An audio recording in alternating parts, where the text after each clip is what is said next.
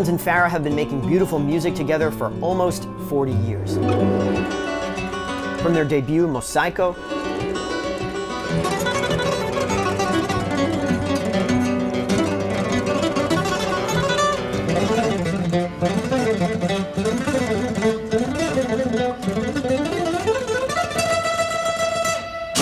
to their world music breakout successes Primal Magic and Americas,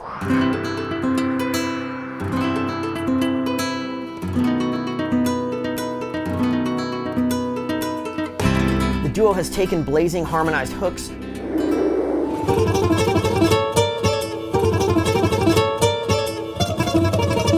and wrapped them in an atmosphere of modal mystery, all bound together by a sense of lyrical lead writing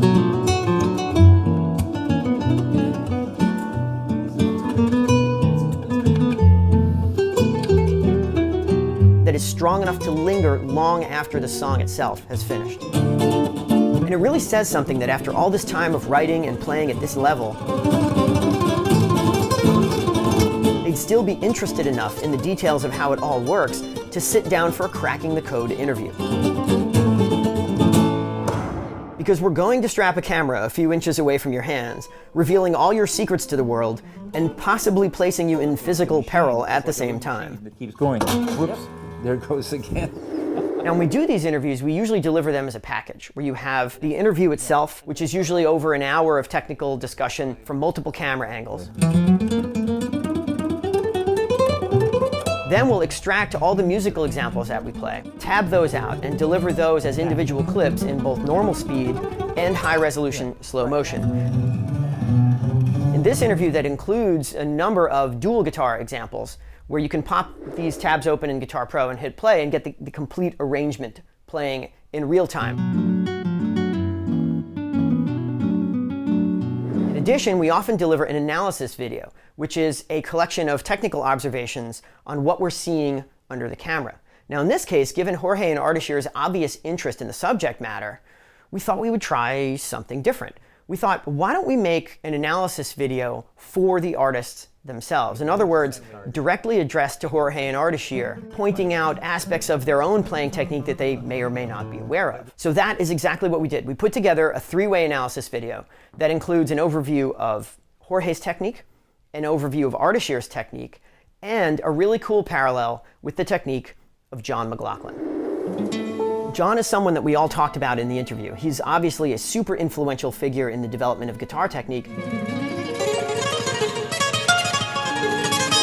especially on acoustic guitar. By the time he emerged as a solo artist in the early 70s, he already had blazing chops and was playing lines with the level of speed and accuracy that was absolutely uncommon for the time. And some of the alternate picking techniques that he used not only overlap with the techniques of Jorge and Ardashir, but they're also part of the fabric of how the guitar is played. Once we finished this analysis video and watched it, this is a thing that even though we did it privately between us, we thought it was so interesting that we should include it in the interview package itself. These techniques, upward pick slanting and swiping, are of course useful to any Strunz and Farah fan who wants to try their hand at some of these semi-impossible lines and make them perhaps just a little bit more approachable. And it's very cool of the guys to agree to put this out there, and yet another reason why it's always so wonderful to do interviews with like-minded players. So without further delay, let's take a look at the Strunz and Farah analysis.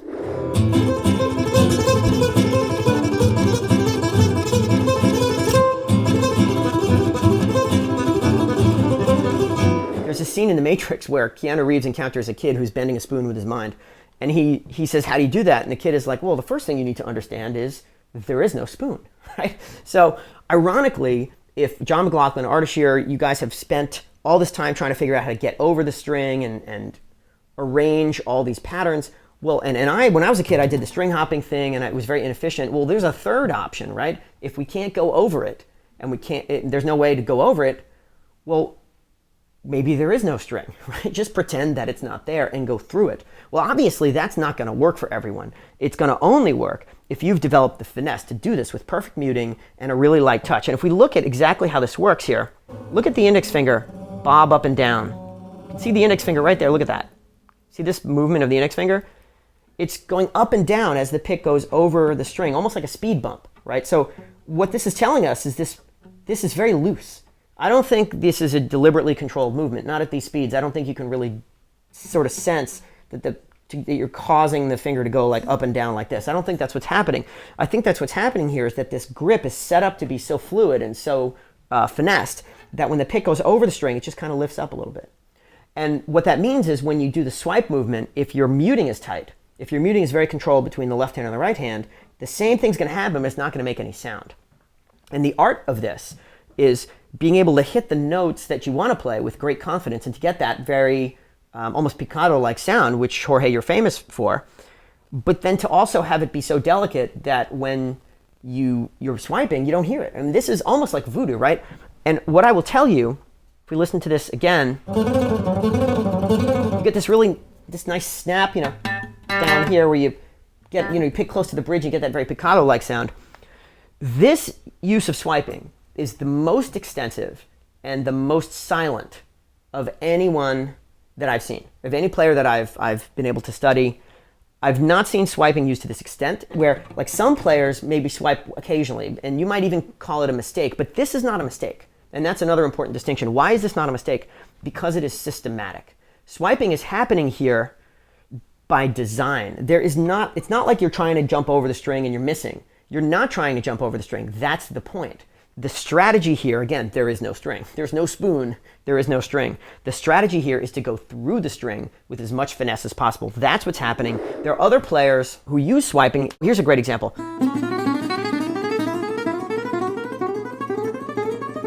This is Yoshio Stefan, one of the other players I've interviewed. This is a great example. Yoshio is a downward pick slanter, so you'll see him holding the pick kind of like this under the camera. But check out this lick. Listen to how this works. Here's the ascending speed. It's an ascending chromatic lick. Here it is at normal speed.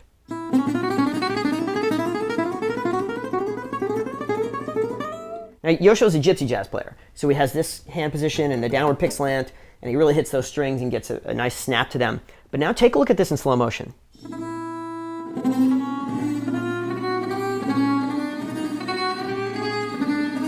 See that right there? There's the swipe, right? So it's down, up, down on the low string. And then boom, it hits right across the top string, goes right underneath it, and then he does the upstroke. The idea is this. It's down, up, down, and that third downstroke is going to clip the string, but notice I'm laying on top of it with the ring finger here. So it's down, up, down, up, down, up, down, up, down, up, down, up. Now I'm clipping that there so that you can hear it, just to make the point.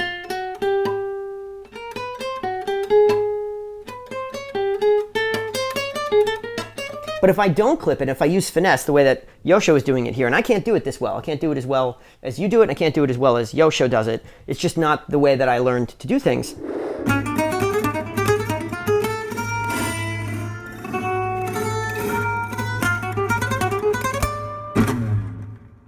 So I'm just experimenting with this Yoshio lick here to try and see how silently I can get the swiping to happen. And that there actually felt pretty good. I couldn't really feel any, and I can't really hear it, but I suspect if we slow that down in the edit that we will see that it is in fact still happening.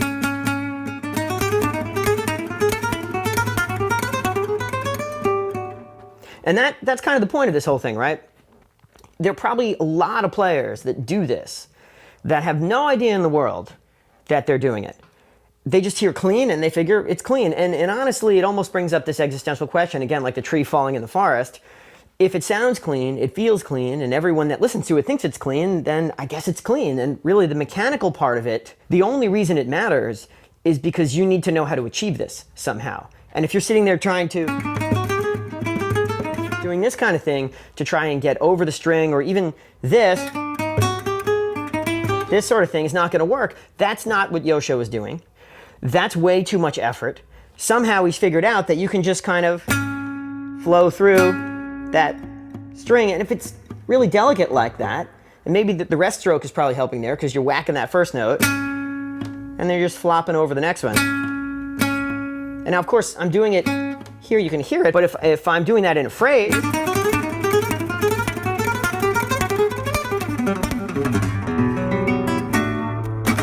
very cool. But it's very clear how effective this is. When you listen to the high-speed version of this, man, it's just smooth, right?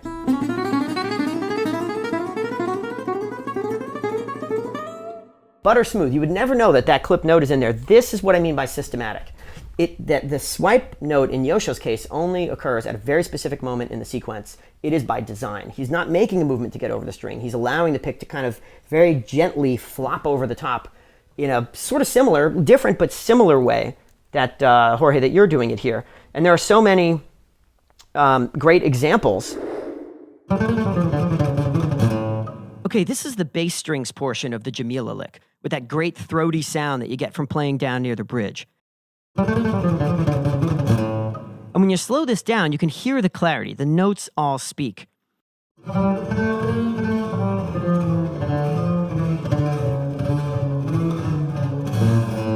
So we're not really hearing any swiping noise here, at least not that I can pick out with a casual listen, and certainly nothing that is interfering with the pick getting a loud, clear sound out of the notes. When it's done well like this, and also in the Yosho example that we looked at, you can see swiping happening in slow motion, and you can sometimes hear it, but you really do have to listen closely at normal speed to hear anything. Also, consider this. If you're using pick slanting and you screw it up, that might not be totally silent either. The real question is how silently can you do either one of these techniques on average, and are they good enough? Well, with that in mind, let's take a look at another lick to make that point. This is the sixes lick, doubled notes on each string. We talked about this in the interview. This is a lick that is very common in the shred arena as well because it works with pick slanting. Specifically, this version of the lick would require downward pick slanting because you're starting on a downstroke and playing 6 notes. That would cause the last note to be an upstroke, and when the final note on the string is an upstroke, that is the principal requirement of downward pick slanting. And just for point of comparison, here's what the downward pick slanting version of this would look like. See the very aggressive downward angle of the pick, and when you play 6 notes, 1, 2, 3, 4, 5, 6, the pick comes right up in the air like this, and then you just come right down on top of the very next string, and you start the whole thing over again. Completely different solution. Instead of going through the string, we're using this very aggressive pick slant so that the final note on the string positions me up in the air like this, and there's absolutely no issue of coming in contact with the next string. This is how the Gypsy jazz players do it. This is why they hold the pick this way. And again, just like we saw in McLaughlin's technique, it's a pretty weird concept that you would specifically avoid certain phrases because they terminate with the wrong pick stroke. But in John's case, there's a definite tendency to favor lines where the final note on the string is a downstroke because it works with his upward pick slant. Well, if you're Yosho or really any Gypsy jazz player, you're really only going to be able to play this line with maximum speed and fluidity when the final note on the string is an upstroke. Of course, the payoff is when you do that, you can fly right across the strings with very little interference. Hey, thanks for watching the Strunz and Farah interview analysis. Would you by any chance be interested in a free tablature example from the interview? Of course you would, and we have got you covered. Jorge and Ardashir composed this awesome intro jam specifically for their Cracking the Code interview, and we've included a video performance of the tune, along with a complete dual guitar transcription in Guitar Pro, into a download pack just for Cracking the Code viewers. All you've got to do to grab it is head on over to troygrady.com/SF-tab and drop off your email address. And we'll get back to you a minute later with a link to download the pack. While you're there, you might also want to check out the Strunz and Farah interview page at troygrady.com/SF interview for more sample clips and some notes on how you can watch the complete interview either as a download or as part of your Masters in Mechanics subscription. And now, back to the analysis. And that's why I asked you guys about this lick in the interview, whether you play the overlapping version that only has 3 notes on the first string, or whether you double them up and have 6 notes on the first string. It's because it changes what the last pick stroke on the first string is going to be, downstroke or an upstroke. And if you found that one of those versions was easier or maybe cleaner than another, that might be a reveal that you were using downward or upward pick slanting to play the line. But of course, it turned out that you're not really doing either. You're doing the whole thing with swiping. And of course, one of the advantages of this is that you can use any combination of notes per string that you want. And if we just listen to this again, we can hear that it's pretty clean. Now let's slow this down and try and step through the string changes and see if we can see the swiping in action. Remember, we're going to have 6 notes, and then we're looking for the pick to make string contact on its way over to the A string. Here it goes.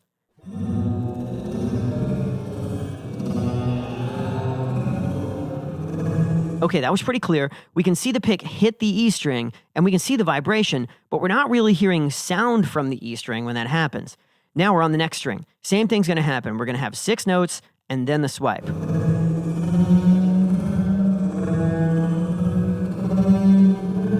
The string vibration from the A string is visible there on the last contact. And again, that's not a note. That's just the pick moving through the A string so it can get to the D string. So now we're on to the 3rd string of the lick, the D string, and here are the 6 notes and the swiped string change.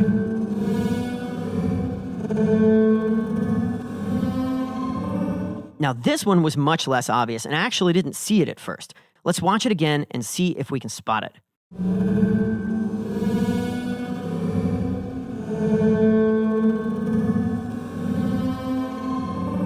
Okay, there it is. But it's really slight. Now this is interesting because in this particular instance, we can see that the pick is definitely hitting the string with less force. And we have to ask why. Is it random, or again, is it systematic? Because if it's systematic, then that means there must be some kind of recurring, and let's call it deliberate movement that is coming into play during the swipe itself that makes the string contact less obvious than it would otherwise be compared to the non-swipe notes. Well, if we go back and look at the first 2 string changes again, take a look at the position of the fingers that are sticking up in the air. When you have a hand position like this, where the fingers are either curved or outstretched, they tend to amplify any movement that the hand or arm is making because they're farther away from the center of rotation. It's like when you swing a broomstick, the end of the broomstick moves faster and travels a farther distance than the part that you're holding. And in fact, we saw this in McLaughlin's technique, where the fingers are sticking out kind of like a weather vane, and that helps us understand the pick slanting movements he was making. So take a look at the pick strokes here. We've got the first 3, which are going to go down, up, down. Okay, good. Now the next unit of 3 starts on an upstroke, so we're going to go up, down, up. So far, so good. Those are our 6 notes. And now we're going to move to the next string. But as this happens, watch what happens to the fingers. Watch what happens to the weather vane or compass needle that tells us what the orientation of the hand and forearm are. Right there, there's just a little bit of lean in the fingers toward the left side of the screen. It's very slight. Watch it again. It's definitely like the fingers are leaning toward the direction of the string change. What could cause that kind of turning movement? Well, it appears to be forearm rotation. The radius and the ulna, the 2 bones in the forearm, are designed to turn exactly like this and cause the hand to turn like when you're turning a doorknob. So that would be my guess for what is causing the motion. More importantly, the motion isn't present on the first 6 notes. The rotation's not there. If we watch those notes again, they look like this.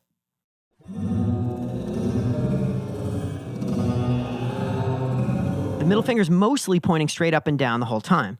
It's only when we get to the string change that the fingers start to lean or the forearm starts to rotate ever so slightly. And as a result of this, the pick turns too, of course, because they're connected. And this causes the point of the pick to rise up somewhat so that it makes less aggressive contact with the string. Let's watch it again and keep an eye on the pick this time.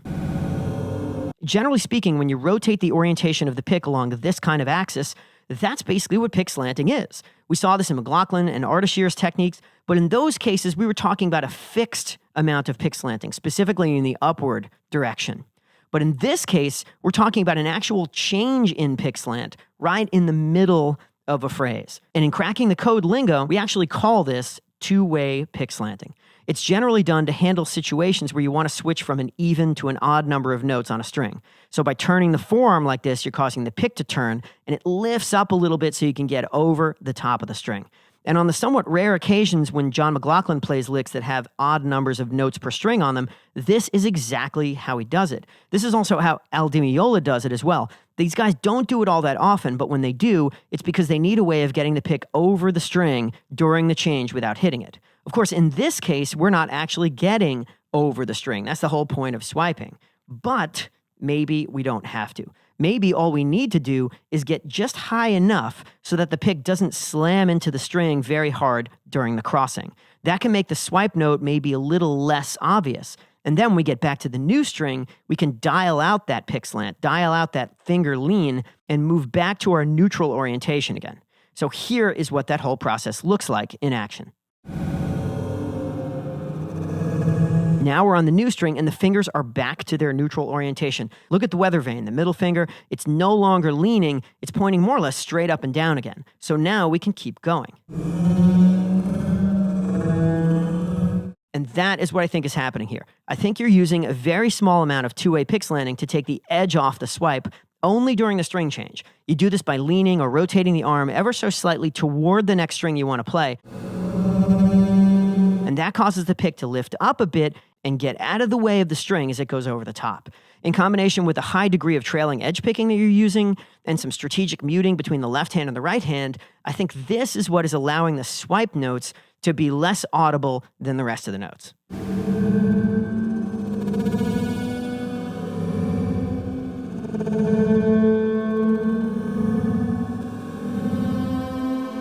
That's my theory anyway. And either way, it is really amazing. It's a combination of a bunch of subtle ingredients, and it's really pretty incredible how well this works. Now, if these movements are really this subtle, I could imagine a viewer watching this and thinking, why are we even bothering? Aren't we just overthinking all this? Well, sure, Jorge's swiping movements are subtle, but the differences between what Jorge is doing and what Ardashir is doing, that's not subtle at all. If you want to attempt these kind of lines, and you're not aware that there's a difference between going over the top of the string with a diagonal picking movement or going through the string with a finessed high edge picking swiping movement, man, you could fumble around for a long time, years even, like I did, trying to figure out picking technique by feel and never getting this far. And based on the tiny number of acoustic groups in the early 80s who were capable of playing amazing stuff like this,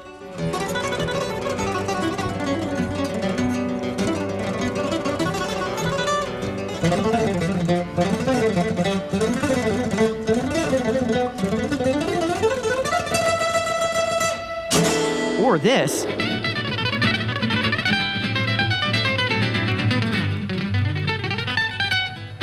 the odds of most of us accidentally recreating these strategies and then mastering them to this degree with no explicit awareness that there's even a strategy to master, well, I think we can thank you guys, Jorge and Ardashir both, for doing this interview, sharing the way you do these amazing things, and helping make the learning process for the rest of us that much less mysterious.